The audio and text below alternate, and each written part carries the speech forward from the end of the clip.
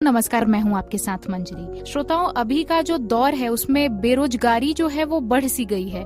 हर एक दूसरा युवा जो है वो परेशान है कि मुझे रोजगार नहीं मिल रहा है। हालांकि युवाओं की जो पहली इच्छा होती है वो यही होती है कि वो सरकारी नौकरी करे, और किसी कारणवश अगर उनको सफलता नहीं मिलती तो वो बहुत ही निराश और हताश हो जाते हैं कि अब तो जैसे जीवन में कुछ बचा ही नहीं, अब तो बस वही प्राइवेट में हमें कुछ पैसों के लिए बस 8 से 10 घंटे की नौकरी करनी पड़ेगी, और एक बहुत ही निराशा की जो भावना है वो पनप जाती है। तो श्रोताओं, अभी का जो दौर है वो एआई यानी आर्टिफिशियल इंटेलिजेंस का है, और मेरा मानना है कि इस एआई के मर्जर से जो उद्यमशीलता एक टर्म है, इस गतिविधि में भी बढ़ावा आया है। और पहले हम चीजों को समझते थे, रोजगार है हमारे पास विकल्प, और इस रोजगार में 2-3 तरह की चीजें हैं। हम या तो सरकारी नौकरी की तैयारी करके सरकारी नौकरी पा सकते हैं, या प्राइवेट नौकरी कर सकते हैं, या फिर अपना कुछ शुरू कर सकते हैं। लेकिन ये जो अपना कुछ शुरू करने का जो ये एक ट्रेंड था वो पहले इतना अधिक नहीं था, जो अब और ज्यादा अधिक हो गया है इस तकनीक के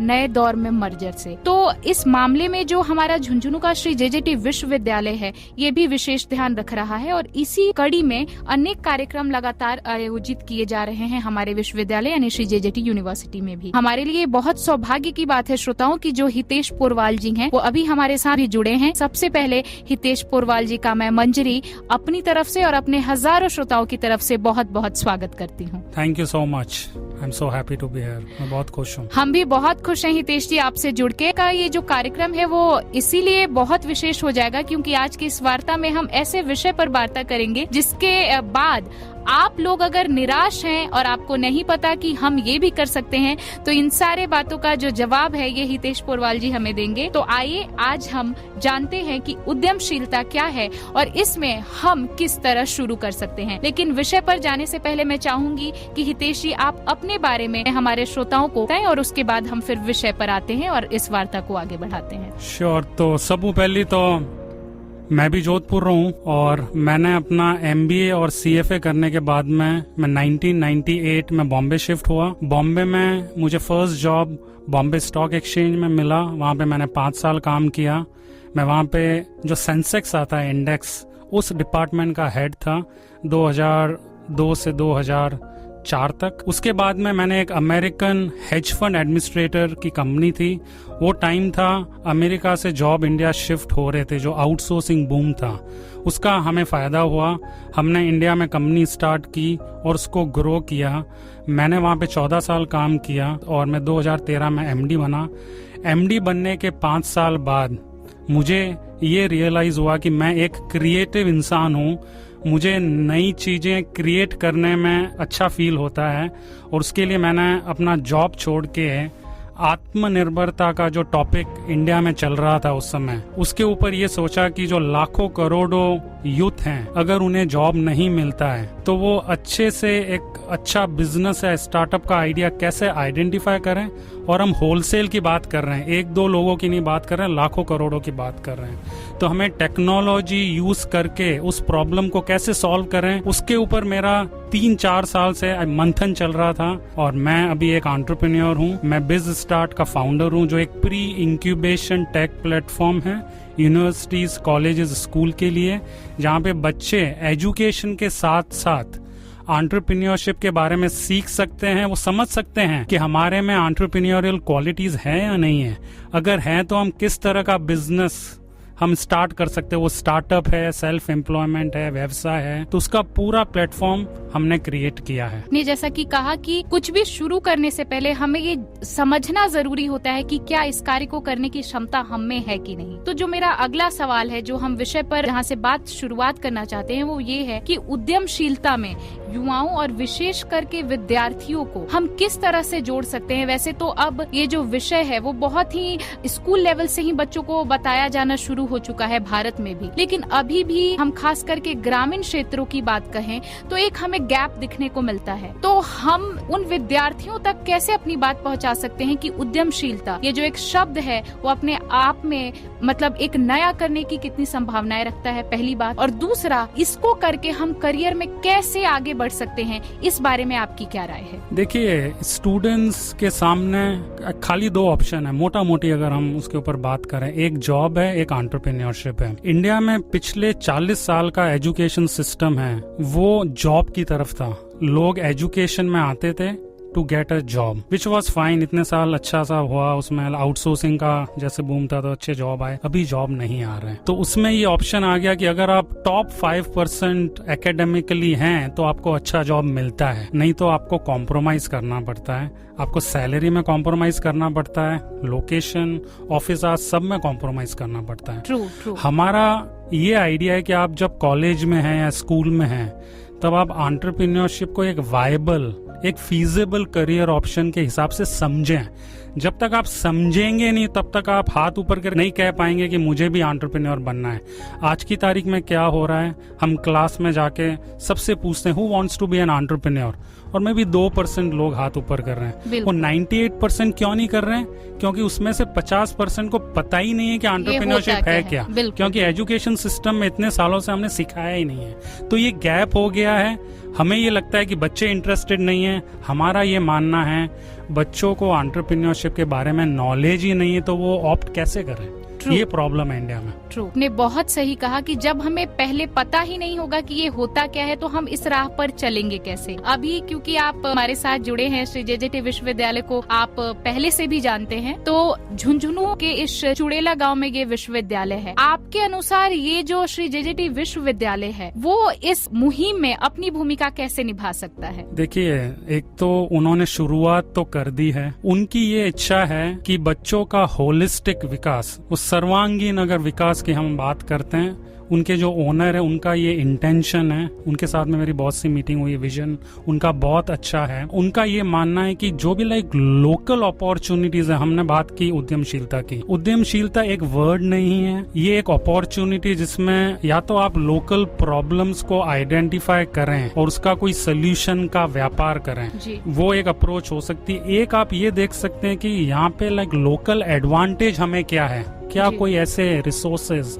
खाली इस एरिया में अवेलेबल हैं जो दूसरे एरिया में नहीं है, और हम अगर उसका यूज करके कुछ प्रोडक्ट बनाएं तो शायद एक्सपोर्ट तक हम वो काम कर सकते हैं। अगर आपका ये पर्सपेक्टिव है कि मुझे या तो यहाँ की कोई प्रॉब्लम सॉल्व करनी है या यहाँ का कोई रिसोर्स यूज करना है, तो ये उद्यमशीलता का फर्स्ट स्टेप है आपका। जी, अभी क्योंकि हम झुंझुनू जिले में बैठे हैं, तो ये जो झुंझुनू जिला है यहाँ पे उद्यम का माहौल कैसा है और इसको विकसित करने के लिए हमें क्या कुछ करने की आवश्यकता है? देखिए, ये शुरुआत एजुकेशन सिस्टम से ही होगी। हम सब समझते हैं कि स्टूडेंट्स इनोवेशन और एंटरप्रेन्योरशिप के वर्ड कॉलेज में सीखते हैं। ट्रू। लेकिन क्या सारी कॉलेजेस, हम इंडिया में अगर देखें तो 4.2 crore students study in higher education system, उसमें से हम अगर ये माने कि 5% भी अगर एंटरप्रेन्योरशिप बनने की इच्छा है तो 20 लाख हैं। तो क्या उनके जो कॉलेजेस और जो भी यूनिवर्सिटीज है वहाँ पे इकोसिस्टम है क्या? उनके आइडियाज को पंख जो है ना देने का पूरा इकोसिस्टम है? तो उसका आंसर है नहीं है। आज भी स्टार्टअप्स और जो भी बिजनेसेस वो अच्छे जो इंस्टीट्यूट है वहाँ पे ही हैं। छोटे एरिया में आपको एजुकेशन से ही स्टार्ट करना पड़ेगा, और इसमें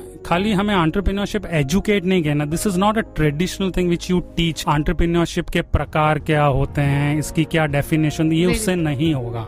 ये प्रैक्टिकल हमें बात करनी पड़ेगी कि अगर मुझे हर बच्चे को एक प्रैक्टिकल एक्सरसाइज करनी पड़ेगी कि अगर मुझे फाइंड करना ही है अपॉर्चुनिटी मुझे लोकल, तो वैसी लर्निंग आप कॉलेज में दे दें, एक प्रैक्टिकल प्रोजेक्ट। क्योंकि मेरा मानना है कि जो हम एक क्लास में चीजें पढ़ते हैं कि क्या है, जैसा कि आपने भी कहा कि ये उद्यमशीलता क्या है, इसके कितने प्रकार हैं, ये बस हम पढ़ के अपने दिमाग से चीजों को निकाल देते हैं। लेकिन होता क्या है, हमें याद क्या रखना है कि सच में जमीनी स्तर पे क्या चीजें हैं। और इसके लिए जैसा कि आपने कहा, अगर हम स्कूल के स्तर पर, मेरे श्रोताओं, अगर हमारे बच्चों को अगर फील्ड में ही भेजा जाए और कहा जाए कि आप ढूंढ के लाइए कि आपके यहाँ की जो लोग हैं उनकी सबसे पहले चुनौती क्या है और उसका आप समाधान कैसे कर सकते हैं, तो यही आपकी सफलता का मंत्र हो सकता है।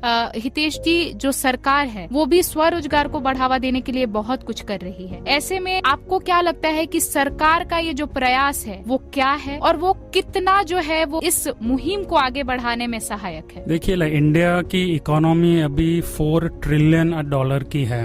अमृतकाल का जो टाइम है उसमें हमारी एक्सपेक्टेशन है कि भारत एक विकसित देश बन जाए, बिल्कुल डेवलप नेशन। तो उसके लिए गवर्नमेंट की एक्सपेक्टेशन है कि अगर 5% यूथ भी इनोवेटिवली सोचना अगर शुरू कर दे, तो जो हम सालों से ऑर्गेनिक जो इंक्रीमेंटल ग्रोथ बोलते हैं उसको हम डिसरप्टिव ग्रोथ, एक्स्ट्राऑर्डिनरी ग्रोथ की तरफ जाके जो 20 साल में अचीव हम कर पाए वो शायद 5-7 साल में कर पाए। इसके लिए गवर्नमेंट, अगर आपको आइडिया भी होगा कि स्टार्टअप करके एक जो वर्ड है मेक इन इंडिया है, जो गवर्नमेंट ग्रांट के हिसाब से आइडिएशन स्टेज पे स्टूडेंट्स को एनकरेज कर रही है कि आप आइडिया लाएं। उसके अलावा इंडिया में करीब 800 इंक्यूबेशन सेंटर्स भी हैं। लेकिन अगर हम एनालिसिस करें क्या इंक्यूबेशन सेंटर्स इंडिया में सक्सेसफुल है, तो हमारा एनालिसिस है कि नहीं है, वहां से स्टार्टअप्स ज्यादा सक्सेसफुल नहीं हो रहे हैं।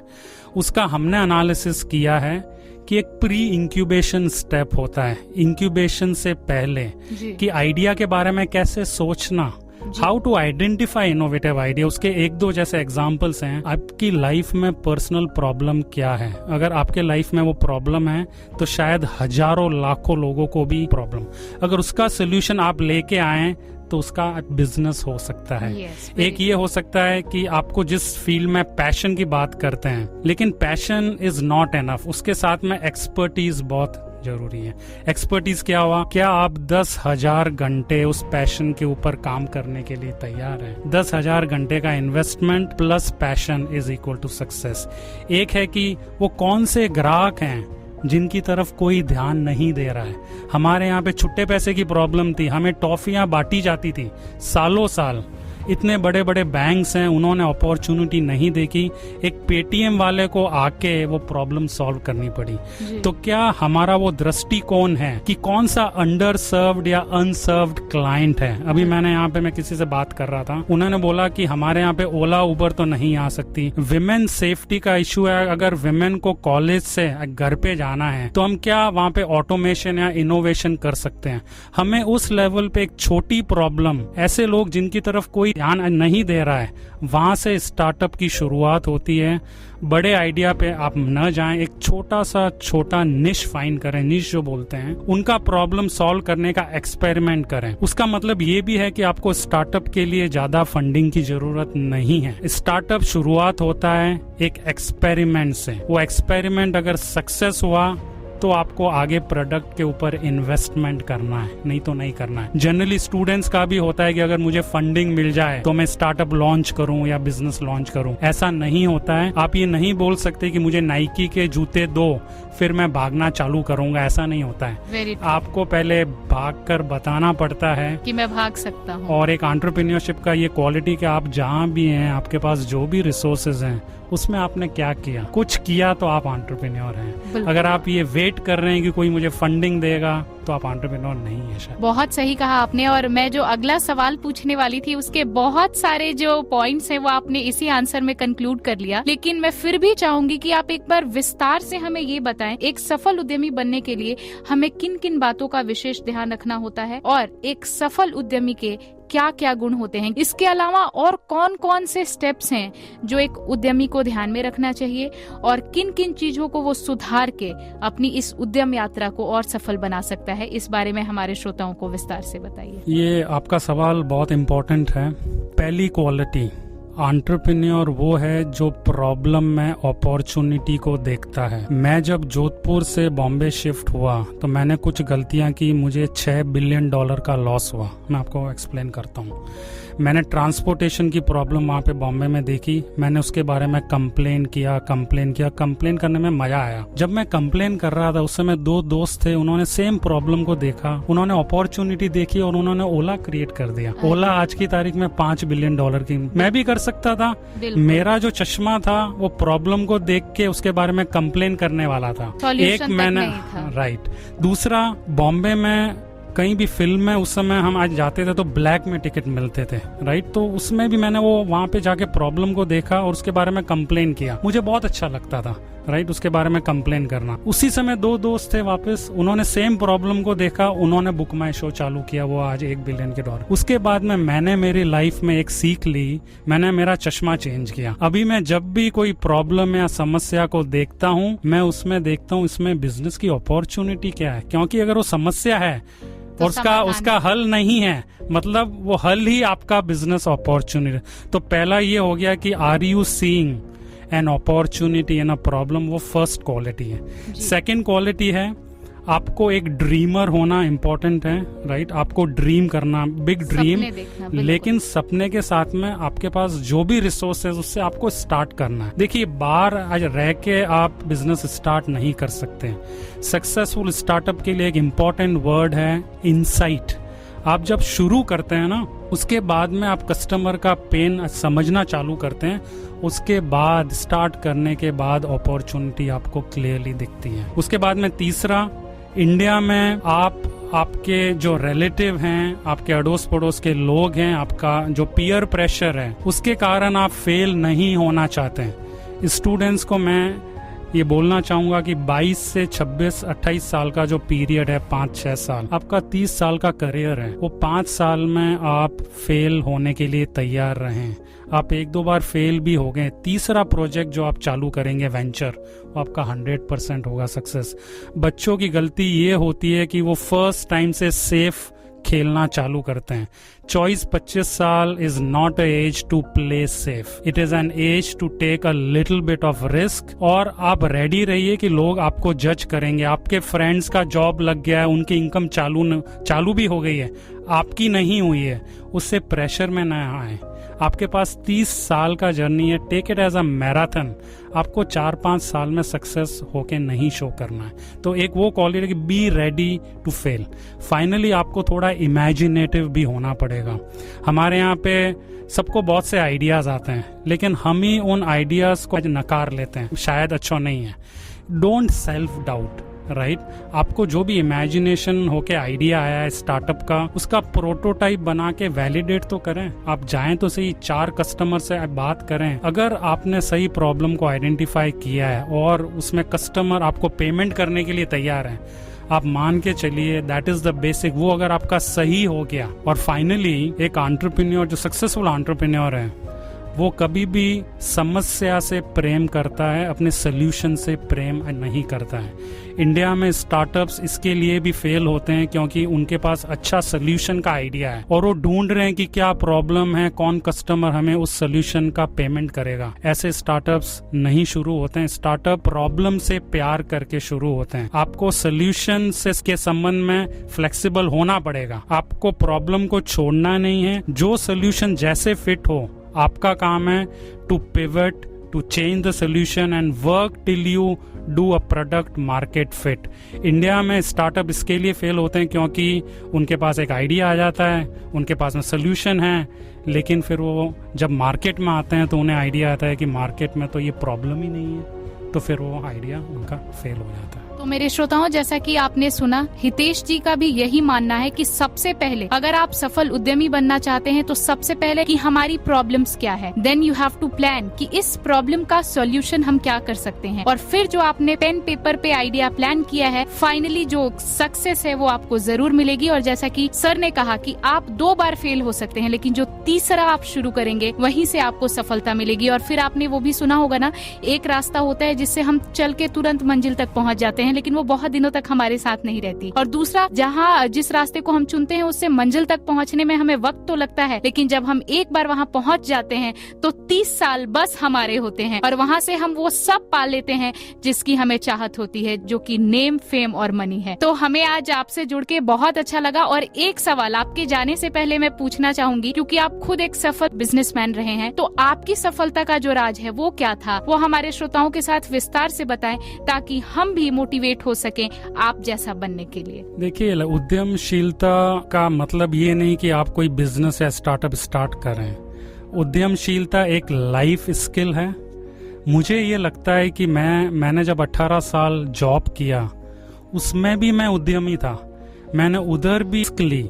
उधर भी जब भी हमारे कंपनी में कोई प्रॉब्लम आया बड़ा, तो मैंने हाथ ऊपर करके मैंने बोला कि मैं ये प्रॉब्लम को सॉल्व करने की रिस्क लेने के लिए तैयार हूँ। और वो रिस्क लेते लेते अलग अलग चीज़ें इतनी सीखने को मिली कि 7-8 साल बाद मैं वहाँ पे आ गया जहाँ, तो ये मानना गलत है कि उद्यमशीलता एक स्किल खाली उद्यमी के लिए इम्पोर्टेंट है जिसको स्टार्टअप बिजनेस करना है। आपको अगर जॉब में ग्रो करना है, आपको प्रमोशन चाहिए, अच्छी वेल्थ चाहिए, अच्छा बोनस चाहिए, आपको उद्यमी होना पड़ेगा। उसका मतलब क्या? आपका जो ओनर है, आपका जो एम्प्लॉयर है, उसके लिए जो गोल्स इंपॉर्टेंट है, अगर आप डायरेक्टली उसमें कंट्रीब्यूट कर पाते हैं तो आपका एक्स्ट्राऑर्डिनरी ग्रोथ होगा। सो उद्यमशीलता is a life skill, it is not a career choice. वो तो अलग बात है, आगे जाके आप अपना स्टार्टअप करें नहीं करें, लेकिन उद्यमी तो आप जॉब में भी हो सकते हैं। बहुत बहुत धन्यवाद हितेश जी। और मुझे पूरी आशा है कि जो हमारे श्रोता आपकी बात सुन रहे हैं वो ये समझ गए होंगे कि ये जो स्किल है, जिस कला की हम बात कर रहे हैं, वो बस अपना बिजनेस स्टार्ट करने के लिए ही नहीं चाहिए, बल्कि अगर हम जिस मालिक के पास काम कर रहे हैं उसको फायदा पहुंचाने के लिए भी चाहिए। और तभी हम एक जगह पे रुक के बहुत सालों तक जॉब कर सकते हैं। और जैसा कि आप एमडी बने थे, हम एमडी बन सकते हैं। आपसे जुड़ के हमें बहुत अच्छा लगा। Thank you everyone. आज हमने उद्यमशीलता पर बात की। मुझे आशा है कि ये आज की जो वार्ता है वो आपके लिए बहुत ही लाभकारी होगी। नमस्कार।